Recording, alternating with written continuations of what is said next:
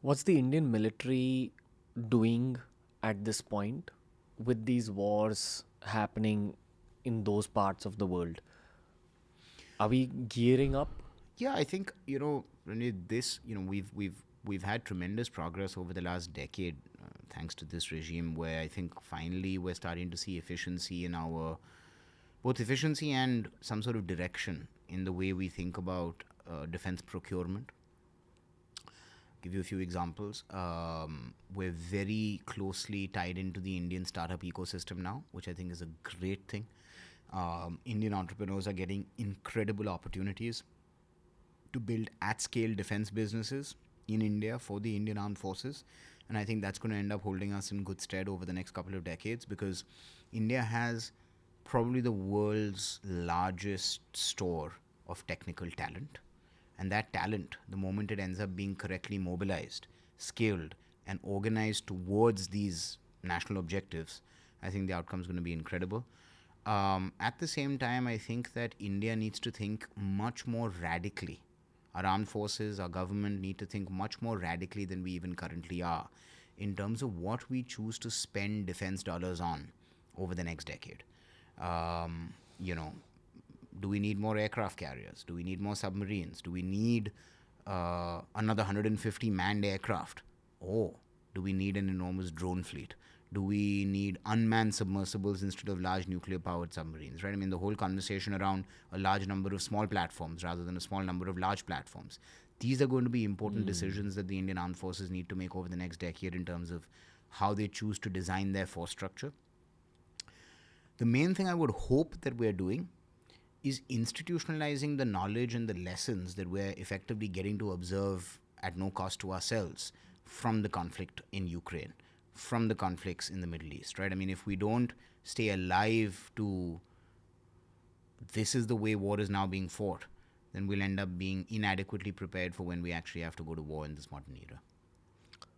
I think engineers and scientists have always been a part of war in some capacity. Absolutely. But considering what we spoke about today and how we spoke about war becoming more of a chess game rather than a football match. It's the nerds going to war now, right? Yeah.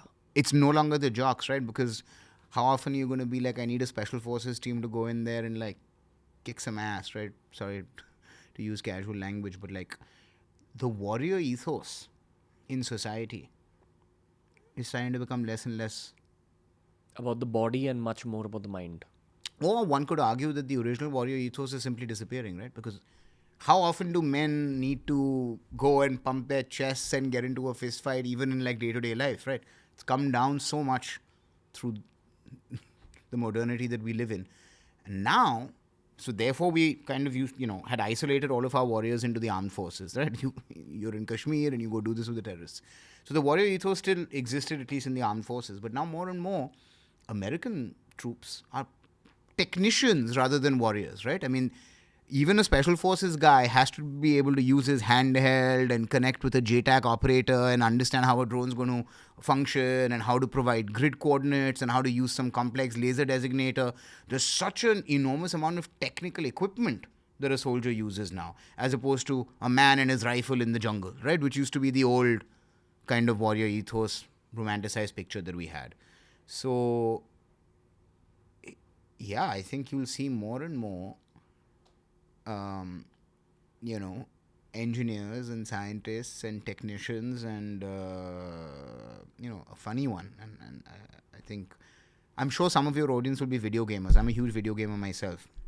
Did you know, Ranveer, in Ukraine, who are the most effective drone operators for the Ukrainian armed forces? Same guys who play Call of Duty. They're best video gamers. Same skill set. And by the way, this isn't a hypothetical. There's full on media reports about gamers sitting in little bunkers, taking out drone mission after drone mission after drone mission, taking out actual targets. You've heard of the Indian gamers Scout and Mortal? No, I haven't.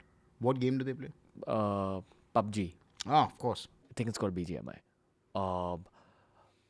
But this has been a hypothetical conversation I've had with Scout at least.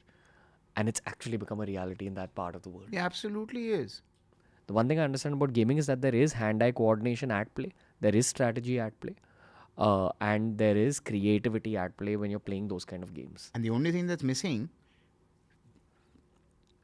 is the experience of risk, of personal danger, of personal violence.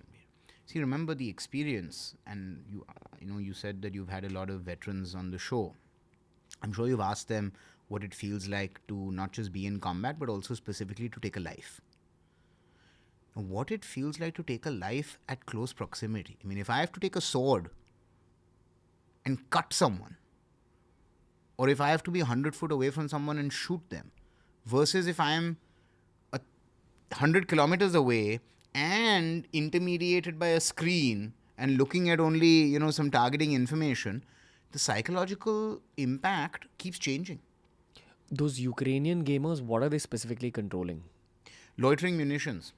Lancet drones, for example, which are Western provided direct strike drones. So they'll be...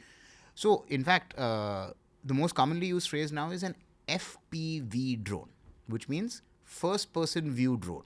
So imagine a drone, it's got a camera, and the camera doesn't move.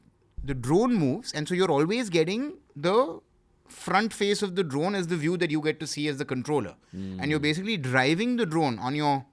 flying it into an enemy target accurately. Drone pilots and gamers.